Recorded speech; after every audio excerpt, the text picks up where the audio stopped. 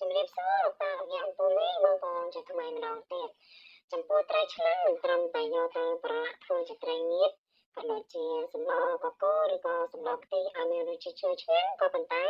វាអាចយកទៅស្លធ្វើជាសម្លម្ជូរឲ្យមានរសជាតិកាន់តែឆ្ងាញ់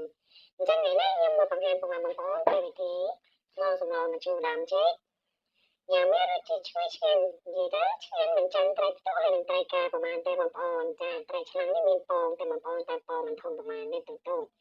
សម្រាប់ដើមចេកខ្ញុំកាត់ជាសរសៃវែងបែបនេះបងប្អូនចង់កាត់ជា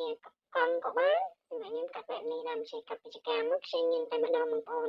ដើមចេកបងប្អូនបើស្លដោយទាំងចាស់អត់ឆ្ងាញ់ទេចាពិបាកញ៉ាំណាស់ចឹងយកតែអាចខ្ចីបានហើយដំបូងខ្ញុំដាំទឹកឲ្យពុះហើយខ្ញុំដាក់ជាមួយនឹងគ្រឿងទេសដូចជាសណ្តាន់មួយស្លាបព្រាបាយគល់ស្លឹកគ្រៃមួយដើមនិងរំដេងពី3ចំណិតចាក់ចូលក្នុងទឹកសម្លដែលពុះបន្ថែមជាមួយនឹងប្រហុកកន្លះស្លាបព្រាបាយស្ករត្នោតយើងនឹងចាកន្លះស្លាបព្រាបាយដូចគ្នាបន្ថែមជាមួយនឹងទឹកត្រីមួយស្លាបព្រាបាយហើយអំបិលបន្តិចចាខ្ញុំអត់ប្រើជាមួយនឹងប៊ីចេងទេបងប្អូនហើយបងប្អូនឃើញពពុះបែបនេះបងប្អូនកុំភ្លេចនោះចិនផងពពុះនេះគឺវាចិនមកពីប្រហុកបន្ទាប់ពីទឹកសម្លយើងពុះហើយយើងចាប់ផ្ដើមចាក់ជាមួយនឹងដើមចេកយើងចូលតែម្ដងមកដើមចេកនេះខ្ញុំត្រាំទឹកវាមួយស្រាប់បកធំដែរហើយបងប្អូនជាមួយនឹងទឹកអំបិលឥឡូវនេះខ្ញុំស្រង់វាយកមកដាក់មកតែម្ដងដោយសារតែវាក៏ឆ្អិនតែដើមចេកនេះវាខ្ចីចឹងតែ10នាទីអីគឺឆ្អិនដែរបងប្អូនហើយជួយសណ្ដាន់បហាហើយនឹងប្រហុកមកភីមកបងប្អូនជួយមែនតើបន្ទាប់ពីដើមចេករបស់ខ្ញុំរំងាស់10នាទីហើយគឺថាឆ្អិនល្មមហើយខ្ញុំក៏បង់ត្រីចូល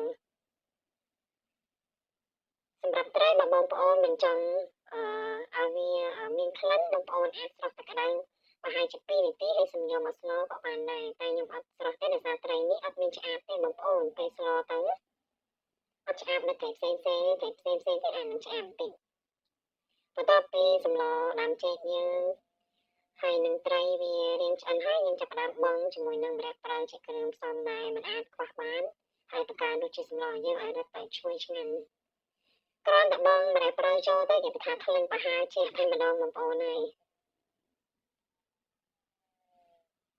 យើងសកាត់បាននឹងឲ្យវាលេចមកយើងទុកប្រហែលជាមួយនាទីអូខេ